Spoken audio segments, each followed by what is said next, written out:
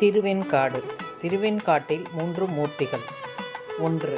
ஸ்வேதாரண்ய லிங்கம். ஸ்வேதகேது என்ற சிறுவன் தனது ஆயுள் 8 ஆண்டுகளே என்பதை அறிந்து இங்கு வந்து வழிபட்டான். 8ஆம் வயது முடியும் போது யமன் வீசிய பாசக்கயிறு பயனற்று போய் லிங்கத்திலிருந்து சிவன் வெளிப்பட்டு காலனை அடக்கி ஸ்வேதகேதுவை காத்தருளினார். 2. நடராஜர். ஆதி சிதம்பரம் என்று போற்றப்படும் இத்தலத்தில் நடராஜர் ரகசியம் மற்றும் யந்திரம் உள்ளது. 3. அகோரமூர்த்தி.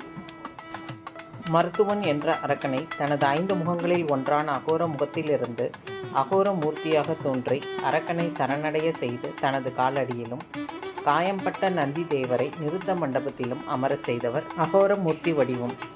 இங்கு நந்தி பகவான் 9 இடங்களின் காயங்களின் தழும்புகளுடன் காணப்படுவது தனிச்சிறப்பாகும். பிதுர் தர்ப்பணம் மற்றும் மோட்சம் தரும் தலங்கள் இந்தியாவில் 8 இடங்களில் உள்ளன. அவை ஸ்ரீகயா, பிரம்மகபாலம், குருஷேத்திரம், மத்தியகம், நைமிசாரண்யம், மயூரேஷம்.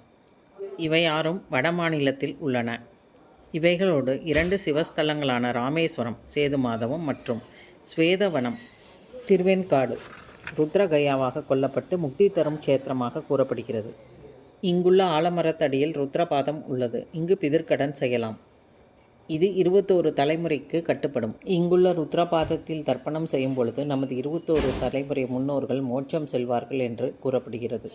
காசியை விட 3 மடங்கு மேலான இத்தலத்தில் பிதிர்க்கடன் செய்வதால் நமது முன்னோர்கள் மோட்சம் சென்று நமக்கு நல்வழி அருள்வார்கள். ஆண்வாரிசு இல்லாதவர்களும் குழந்தை பேறு இல்லாதவர்களும் இத்தலம் வந்து 3 குளத்தில் நீராடி இறைவனை தரிசித்து வணங்கினால் புத்திர பாக்கியம் கிட்டும் மற்றும் நினைத்த செயல் நடைபெறும், முன்வினை தீரும். இது சத்தியம் என சம்பந்தர் பாடியுள்ளார். இங்கு